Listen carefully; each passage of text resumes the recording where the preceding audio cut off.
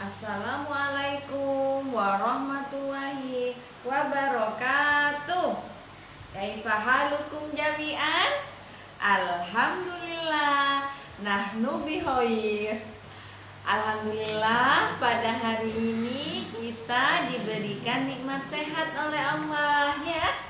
Hari ini kita akan lanjutkan pelajaran sejarah. Nah, sebelum dilanjutkan pelajarannya, kita berdoa terlebih dahulu ya. Istidadan, duduk siap, doaan, tangan diangkat, kepala ditundukkan, berdoa dengan khusyuk abata. A'udzu billahi minasyaitonir rajim. Bismillahirrahmanirrahim. Rabbi zidni ilma warzuqni fahma. Amin. Alhamdulillah.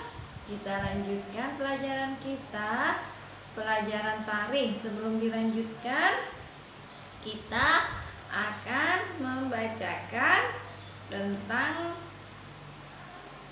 kosakata menangkis. Apa menangkis? In English, word of.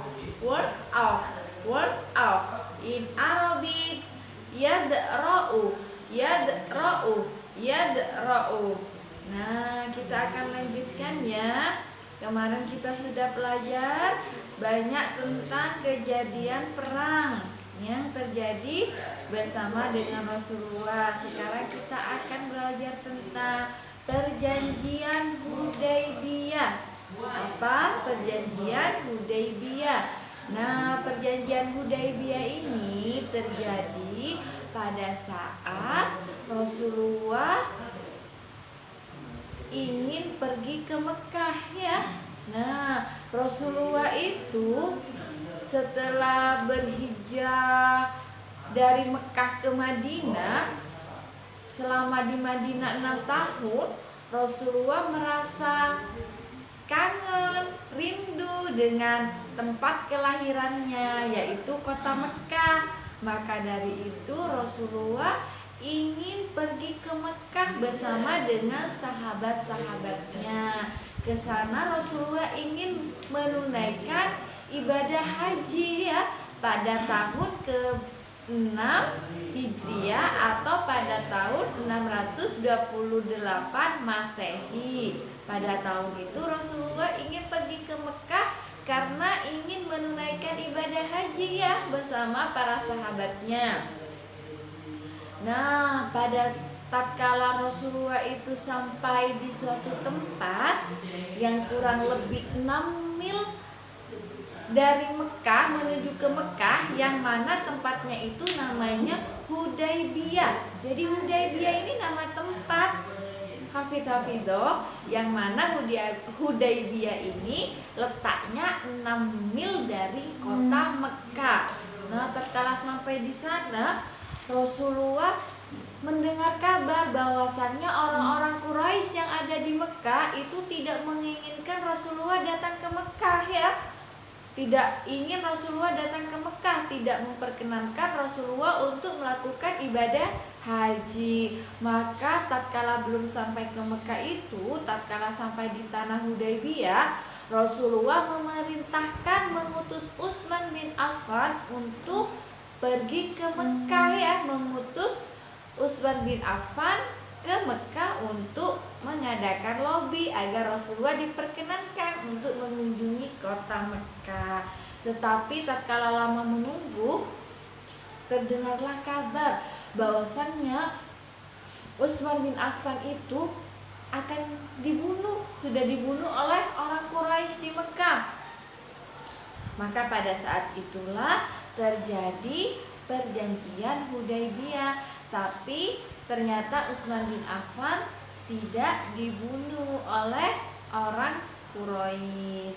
Nah, pada saat inilah Rasulullah dan orang-orang kafir Quraisy itu melakukan terjadinya Perjanjian Hudaybiyah tahun ke-6 Hijriah atau pada tahun 628 Masehi. Nah, apa saja isi perjanjian Hudaybiyahnya itu? Nah, yang pertama perjanjiannya, umat Islam dan kaum kafir Quraisy tidak boleh saling serang selama 10 tahun. Nah, perjanjiannya yang pertama, umat Islam dan kafir Quraisy itu tidak boleh melakukan genjatan senjata, ya, tidak boleh melakukan peperangan.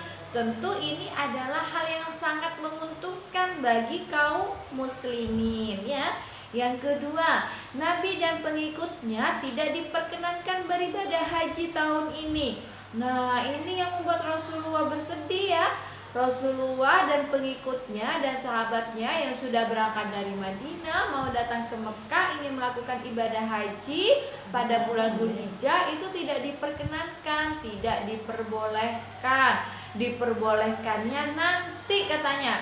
Nah, ini isi yang kedua. Kaum muslimin boleh melaksanakan ibadah haji pada tahun berikutnya. Berarti pada tahun keberapa? Pada tahun ke-7 Hijriah baru diperbolehkan melakukan ibadah haji, dan itu pun tidak lebih dari 3 hari, hanya 3 hari katanya, ya. Yang selanjutnya apalagi isi perjanjian Hudaybiyahnya? Kaum muslimin wajib mengembalikan orang Mekah yang menjadi pengikut Nabi di Madinah, sedangkan kaum kafir Quraisy tidak wajib mengembalikan orang Madinah yang menjadi pengikut mereka, ya. Nah, setelah itu apalagi yang terakhir perjanjian Hudaybiyahnya, setiap orang diberi kebebasan untuk memilih menjadi pengikut Nabi atau kaum kafir Quraisy. Nah, tatkala diberi kebebasan untuk memilih untuk menjadi pengikut Nabi atau pengikut kaum Quraisy, maka di saat itulah orang penduduk Makkah banyak yang masuk Islam, ya, seperti Khalid bin Walid, ya, pada saat itu masuk agama Islam. Nah, ini saja pelajaran kita hari ini. Kita tutup dengan membaca hamdalah. Alhamdulillahirabbil alamin. Assalamualaikum